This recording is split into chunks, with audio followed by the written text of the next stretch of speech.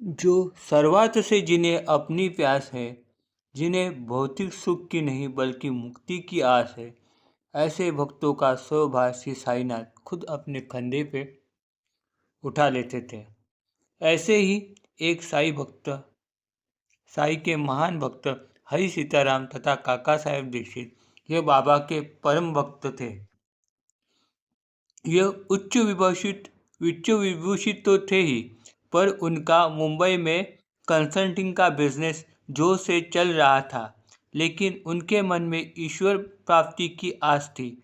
इसलिए वो अपना सब कुछ छोड़ के बाबा के पास शिरडी में आ बसे। बाबा की भक्ति, उनकी सेवा अतः शिरडी आने वाले भक्तों की देखभाल में वह व्यस्त हो गए। इसी तरह वह ध्यान धारणा तथा योग साधना भी किया करते थे। एक बार उनके मन में विचार आया कि मैं क्यों ना एक भुक्त यानी दिन में एक बार भोजन करके रहूं, जिससे मेरी आध्यात्मिक प्रगति हो जाएगी। लेकिन बाबा ना कभी भूखे रहते थे तथा किसी को इस तरह की सलाह देते थे, क्योंकि अनशन से चित्त विचलित हो जाता है। फिर परमात्मा की प्राप्ति कैसे हो?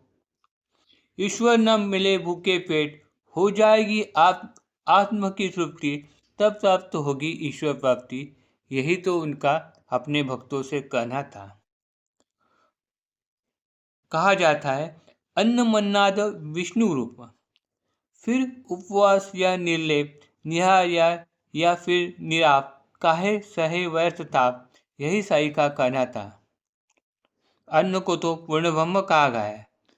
साई का अपने भक्तों से कहना था, सदा सर्वदा दान धर्म, शुदा शांति परम वर्म, अन्न दान नित्य नेम, कर्म में यह आद्य कर्म। यही उनका अपने भक्तों से साई का कहना था। यानी संतुलित तथा योग्य आहार यानी भोजन का महत्व बाबा ने अपने भक्तों को सिखाया। इसलिए एक बार जब काका साहेब दीक्षित के मन में जब ये विचार आया कि रात का भोजन सेवन बंद कर दे दिया जाए, तब अंतर्ज्ञानी साई ने इस बात को जान लिया। जब साई से मिलने आए, तब बाबा ने उनसे पूछा, आज रात को तुम मेरे लिए कौन सा भोजन लाने वाले हो? मेरे लिए नैवेद्य स्वरूप क्या लाने वाले हो? तब काका साहब ने कहा, जो आप बोले मैं लेके आता हूँ।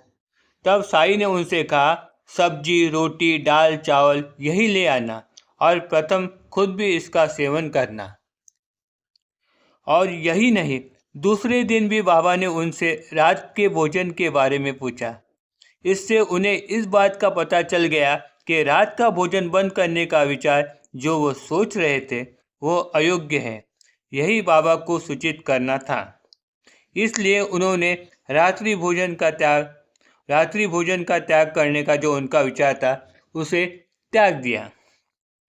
आज के इस मॉडर्न युग में हम धन संपत्ति कमाने में माहिर तो हो गए हैं, लेकिन परंपरागत प्राप्त यानी हमारे पूर्वज जो संयमपूर्ण आहार जो हमारे भौगोलिक स्थिति अथवा वातावरण को सूट करे वो जो सेवन करते थे, उसे त्याग कर हम पाश्चिमात्य का अनारोग्यकारक pizza burger cold drink chips जो हाईली फैट्स यानी चर्बी बढ़ाने वाला तो होते ही है, लेकिन उसमें जीवन सत्व कैल्शियम आयरन का अभाव रहता है, उसे हमने अपना लिया है।